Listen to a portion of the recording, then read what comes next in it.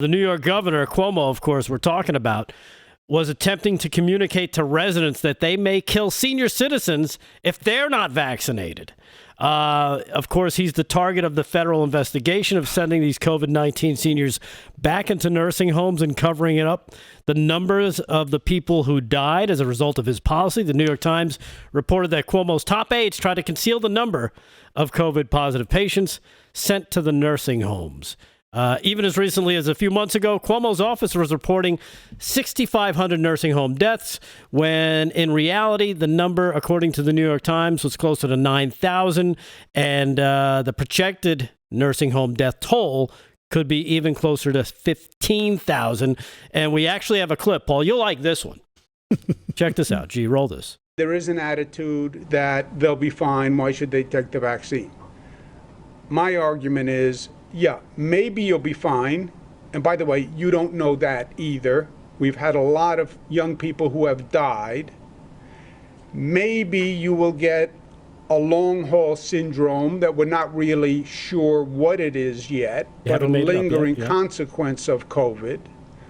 Or maybe you go home and kiss your grandmother and wind up killing your grandmother.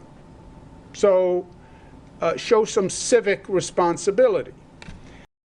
Well, I mean, that's so rich coming from him that it's laughable. It's not funny, but it's laughable. This is a guy, he's worried about now killing grandma? Yeah, he's that detached from his... He so did nothing wrong, as Paul put it, that he doesn't see the irony of him accusing people who don't get vaccinated of killing grandma when he spent a few months with his policy killing grandma. Obliterating grandmas everywhere. By the way, there's nothing else about that clip that he said that's truthful either. Nothing. That the idea that there's been all these, that there's a huge population of kids who have died, where did that happen?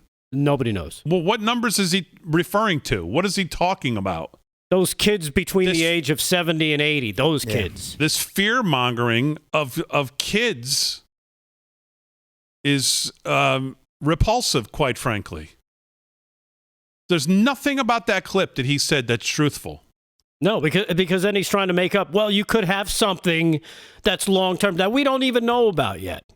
Well, what the hell does that mean? It truly is amazing that we've covered more science on this show than some of these governors have been willing to share with the people in their states or governed by.